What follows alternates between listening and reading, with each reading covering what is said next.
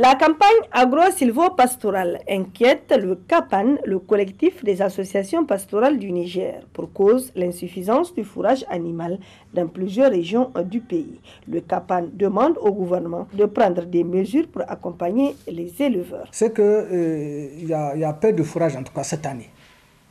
En tout cas, la région de Tawa à Agadez, on parle de peu de fourrage, n'est-ce pas? Contrairement à la région des Maladies, n'est-ce pas? Donc cette année, en tout cas, dans la région de Tilaberi, dans les zones de Bani Bango, à Boyok, à Balak, Filengue, jusqu'à vers la frontière également, nos membres, en tout cas, selon les informations que nous ont relayées, il n'y a pas de fourrage. C'est une préoccupation cette année, effectivement, dans ces zones, surtout dans les zones d'Azawak. Récemment, on était en courant juin, on était même dans la zone de Maradou, il y avait un problème une petite crise là. On a fait des rapports et on a alerté que ça donne son fruit. C'est que nous produisons des rapports, nous faisons des reportages, nous allons vers qui de droit. Vous savez que nous sommes une organisation de la société civile, une organisation pastorale, qui fait du plaidoyer en direction de l'État. Parce que, comme vous le savez, beaucoup de solutions, on ne peut les avoir qu'à travers l'État. La preuve, lorsque la question de la maladie de la vallée du Rift, nous on ne savait pas de quoi il s'agit. Mais lorsque cette maladie, lorsqu'il y a eu cette épidémie, n'est-ce pas, dans la zone nord, nous avons été alertés par nos membres pour nous donner des signes d'une maladie que nous ne connaissons pas, qui tue les animaux, qui tue les êtres humains, avec certains trucs etc. Et nous avons informé qui de droit.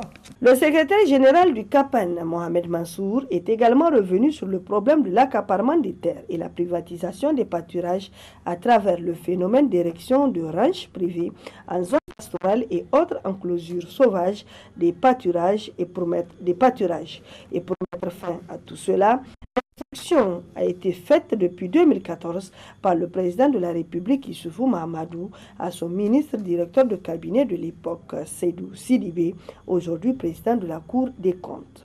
Vous savez que les terres pastorales relèvent du domaine public de l'État. Ce n'est pas le même statut que dans les zones agricoles.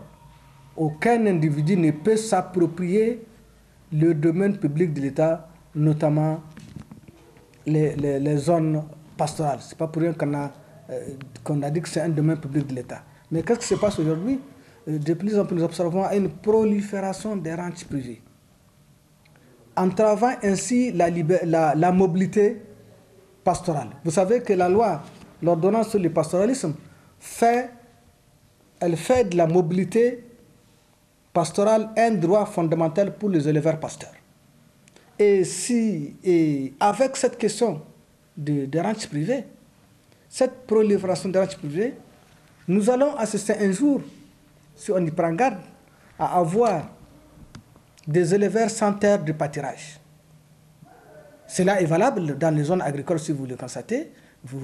Avec ce qui se passe comme accaparement, vous allez trouver un jour des agriculteurs et leurs enfants sans terre agricole. Un agriculteur sans terre agricole, c'est une personne quand même très vulnérable. Je pense qu'il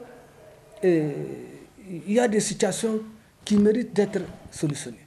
La lettre 04882 du 11 décembre 2014 reste toujours en souffrance et le collectif des agriculteurs et le collectif des associations pastorales du Niger, CAPAN, demande son exécution pour éviter aux agriculteurs et éleveurs la disparition totale des terres agricoles et pastorales.